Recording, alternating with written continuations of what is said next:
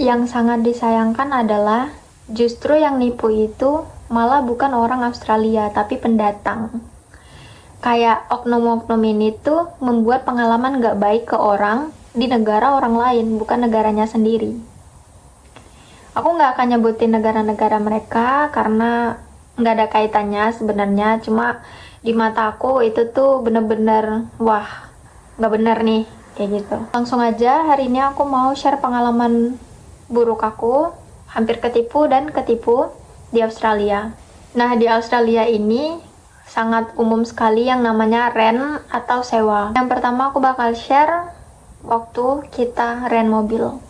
Kita datang ke orangnya, terus kita inspection mobilnya, kita dokumentasi, kita bikin video. Supaya apa? Supaya nanti pas balikin kalau ada suatu kondisi yang tidak dari kita, itu kita bisa diskusi dan komunikasi sama pemiliknya bahwa ini tuh terjadi gini gitu. Nah, di dalam sewa, di setiap hal yang berkaitan dengan sewa, itu ada yang namanya bond money, guys. Bond money ini adalah uang endapan yang kita titipkan ke pemilik. Jadi kalau misalkan ada terjadi sesuatu, misalkan kehilangan atau kerusakan properti, itu jadi hak si pemilik. Tapi kalau misalkan nggak ada terjadi apa-apa, bagus-bagus aja, lancar-lancar aja, itu bond money-nya nanti dibalikin. Makanya dibilang uang endapan. Terus itu sekitar 1-2 bulan kita pakai, itu bagus dan lancar sampai suatu ketika temanku ini memutuskan untuk pindah state.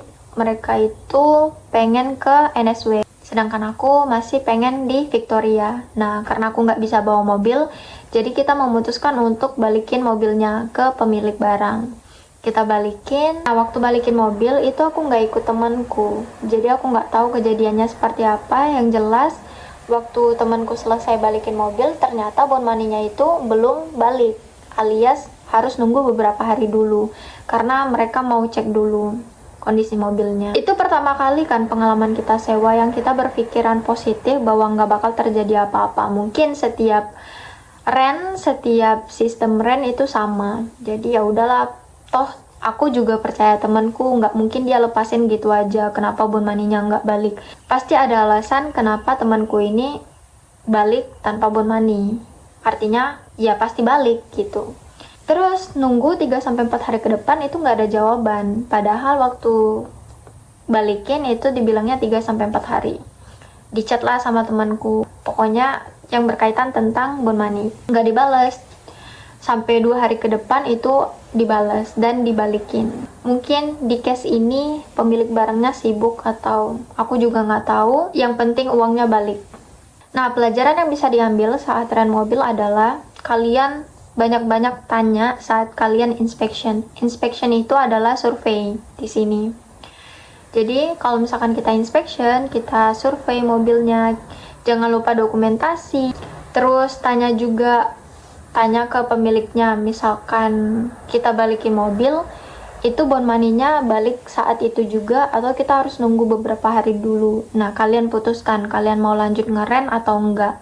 Bagusnya cari yang bond money-nya langsung balik saat itu juga. Jadi di cerita ini aku mengkategorikan bahwa hampir ketipu. Terus lanjut yang kedua.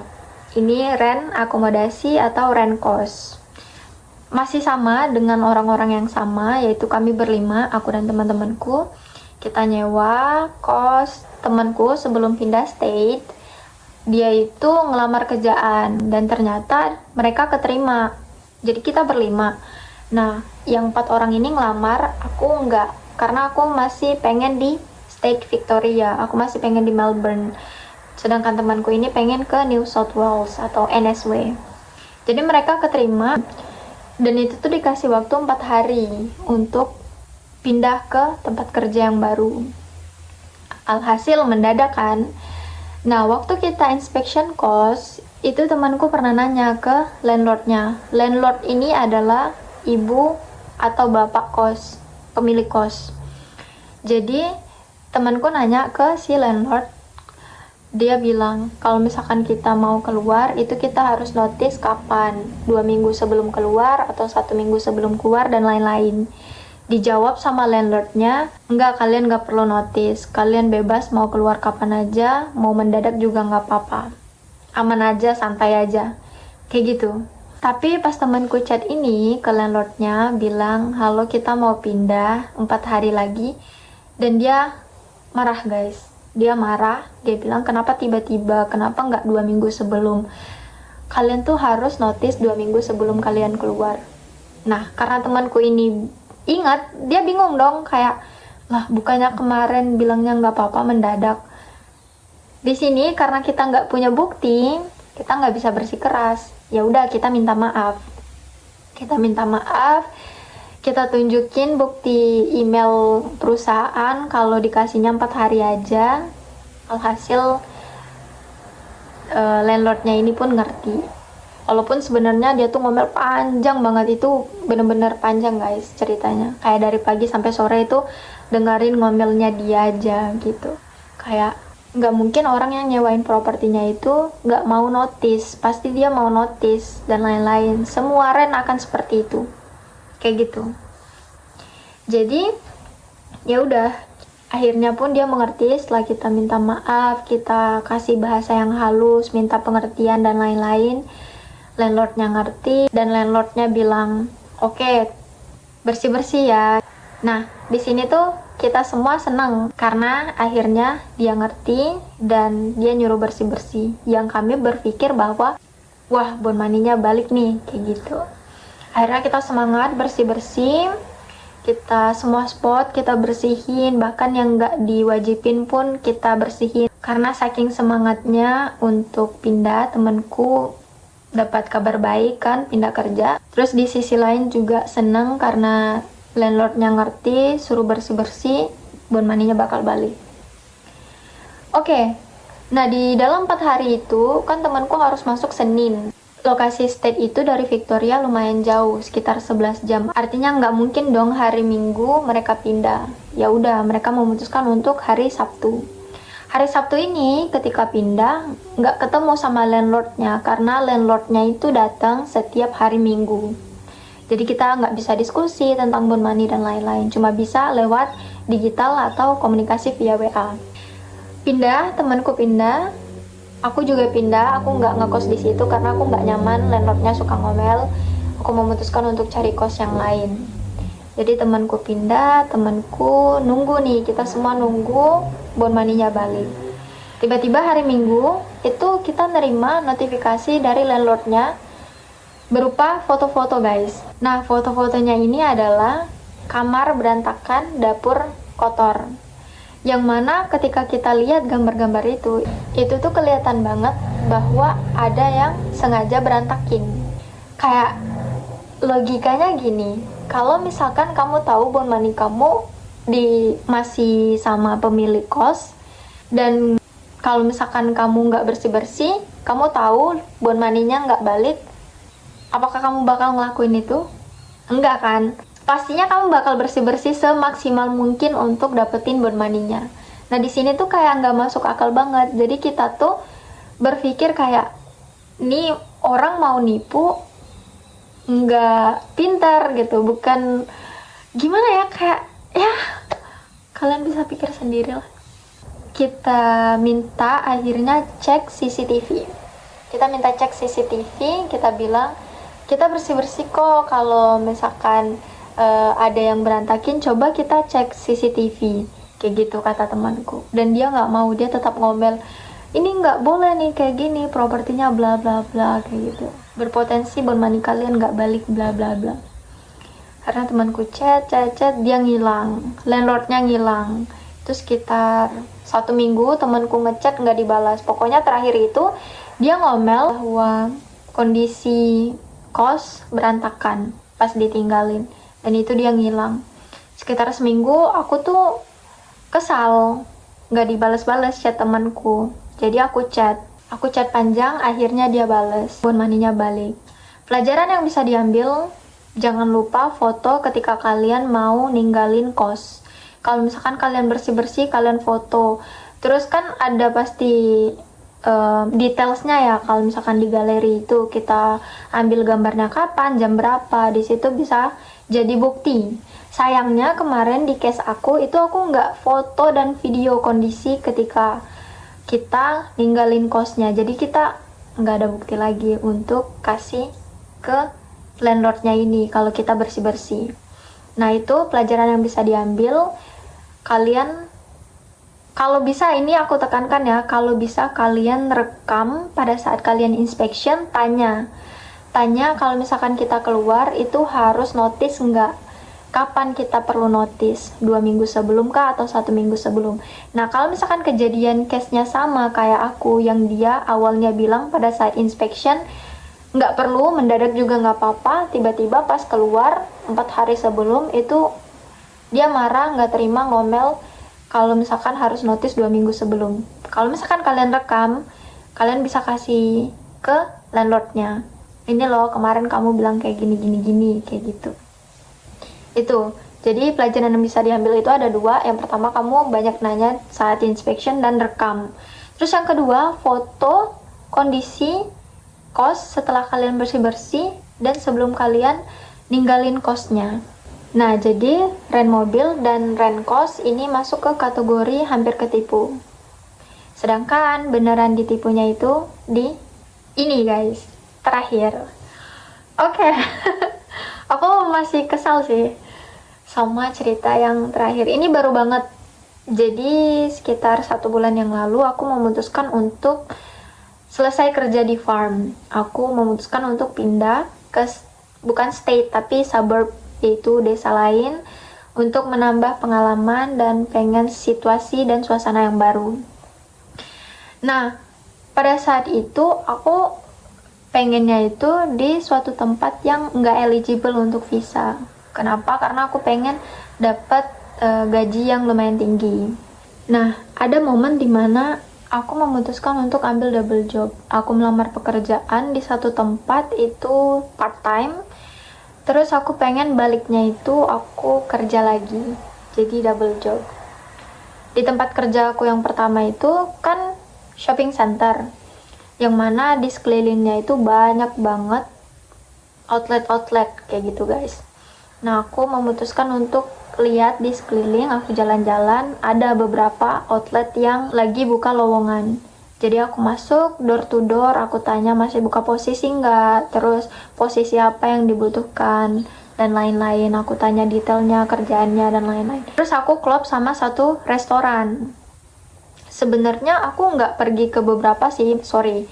Aku cuma datengin satu tempat yang menurut aku, oh boleh nih, kayak gitu. Jadi aku datang, aku ketemu langsung sama pemiliknya. Itu dia sistemnya restoran keluarga. Jadi aku datang, aku tanya masih buka posisi nggak, terus job desk-nya apa aja, dan kita interview, diskusi, dan lain-lain. Terus ada momen dimana dia nanya, kamu ekspektasinya mau pay rate berapa, mau dibayar berapa per jam. Nah, aku tuh ngerasa baru di Australia, sekitar baru 4 atau 5 bulan waktu itu. Karena aku pengen posisi ini tuh sementara, jadi aku juga bilang kalau misalkan 18 juga nggak apa-apa. $18 per jam itu benar-benar udah minimal banget ya guys. Nah, terus di situ dia nggak sebutin pay rate-nya berapa, dia cuma ngangguk aja, kayak oh ya udah oke, kayak gitu. Nah, setelah itu kita mengakhiri interviewnya, dan pemilik restonya bilang nanti aku bakal chat kamu, aku bakal hubungi kamu. Pas sampai di rumah, itu aku seneng banget karena sekitar 3 atau 4 jam kemudian dia langsung hubungi, besok kamu kerja ya, kayak gitu. Aku senengnya bukan main waktu itu guys. Jadi aku kerja di situ, aku kerja. Nah, pas aku kerja di hari pertama, sekitar 3 atau 4 jam setelah aku kerja, pemilik restonya bilang, Adin, untuk awal-awal training, kita bisa gaji kamu cuma $12 per jam. Aku udah shock di situ, kayak, hah, $12 per jam? Kayak ini underpaid banget gitu. Yang bahkan pemerintah tuh nggak setuju kalau misalkan mereka tahu. Terus aku udah punya feeling yang nggak enak di situ. Ya udah, as a people pleaser, aku bilang, oh nggak apa-apa kok. Padahal aku udah ngerencanain kapan aku resign di situ. Akhirnya kerja, nggak tahu kenapa aku tuh berpikir kayak ya udahlah bertahan seminggu atau 2 minggu, dapetin dulu gajinya, nggak mungkin 1 hari kerja langsung keluar nanti nggak digaji kayak gitu kan. Terus pas lama aku kerja itu pemilik restonya itu baik banget guys, dan dia ini kan restoran keluarga ya, yang mana di semua staffnya itu keluarga. Nggak banyak sih staff mereka tuh, cuma 3 atau 4 orang yang bener-bener ibu dan anak. Ya udah kerja aku nyaman karena mereka ramah, mereka baik, mereka juga pokoknya lemah lembut dan segala macem. Aku nggak kepikiran sama sekali kalau aku bakal ditipu. Terus di hari 1 ke 2 itu sesuai job desk-nya, yang mana dia itu bilang kamu cuma bersih-bersih dapur, bantuin mamanya motong-motong, sama customer service kayak ngasir, jadi kasir. Ya udah, kamu bayangin 3 job desk itu dapatnya $12 per jam. Kayak aku tuh nggak kepikiran, pastinya $24 dengan job desk gitu ya masih masuk akal, tapi $12 dengan job desk yang kayak gitu itu nggak masuk akal. Dan di hari ketiga itu gila banget, aku disuruh ngelap-ngelap kaca, pokoknya bersihin seluruh spot di resto, pokoknya kayak diperbudak gitu loh guys. Jadi aku udah nggak nyaman, aku capek banget, gila $12 per jam kerjaannya kayak gini. Jadi aku memutuskan hari keempat aku udah harus keluar, yang mana padahal aku tuh masih pengen perpanjang lah sekitar 2 minggu sampai aku dapat double job yang lain yang nggak $12 per jam. Hari ketiga aku udah nggak sanggup, hari keempat aku kerja itu sampai malam. Hari keempat juga gila banget, hari ketiga hari keempat itu nggak nyaman banget aku kerja, bener-bener diperbudak. Dan hari kelima aku memutuskan untuk chat ke pemilik resto ini. Aku bilang, sorry ya, aku nggak bisa lanjut. Terus kalau misalkan kamu mau kirim salary aku, kirim aja ke sini, rekeningnya ini. Aku jelasin. Terus aku juga pakai bahasa yang halus, aku minta maaf dan aku berterima kasih karena mereka udah baik. Dan pas dibales sama pemilik restonya kayak gini, halo Adin, aku seneng kalau misalkan kamu dapat tempat kerja yang bagus. Sebenarnya aku nggak mention kalau aku dapat tempat kerja yang bagus atau pengganti yang lebih bagus, aku nggak mention itu sama sekali. Tapi nggak tahu kenapa mungkin dia berpikir kayaknya kamu bakal dapat tempat kerja yang bagus. Dia bilang kayak gitu, dan dia bilang lagi kalau pokoknya dia chat panjang nih, dia bilang maaf ya, aku nggak bisa bayar kamu sekarang, aku bakal bayar kamu ketika urusan aku sama food management ini selesai. Jadi dia tuh restonya lagi ada masalah, kayak dia tuh lagi pengen keluarin produk tapi produknya itu dipending, alasannya juga nggak jelas menurut si pemilik resto ini. Sebenarnya bukan aku nggak peduli sih, tapi kan bukan urusan aku ya. Dan bahkan kalaupun mereka bayar 4 hari dengan $12 per jam, yang aku kerja bisa dibilang 6-7 jam, itu nggak nyampe 1.000, yang mana kalaupun dibayar nggak bakal rugi. Jadi di situ tuh aku udah ngerasa banget ketipu. Ada lagi dia juga nulis, hari pertama aku udah yakin banget aku udah bayar kamu, jadi aku perlu bayar 3 hari aja. Nah itu ditunggu saat aku udah selesai urusannya sama pihak manajemen. Guys, hari pertama aku nggak nerima apa-apa sama sekali, dan aku bingung kenapa dia bilang kayak gitu. Dan aku berpikir lagi, mungkin karena dia ini waktu aku break time, dia ada nawarin makanan. Itu makanan dari restonya kayak kebab dan minuman milkshake kayak gitu. Mungkin itu yang dimaksud dia udah bayar aku. Aku pikir itu gratis. Dia pun nggak ada bilang ini bakal di charge sebagai salary aku. Pokoknya di situ udah sus banget, udah full sus dari chat dia.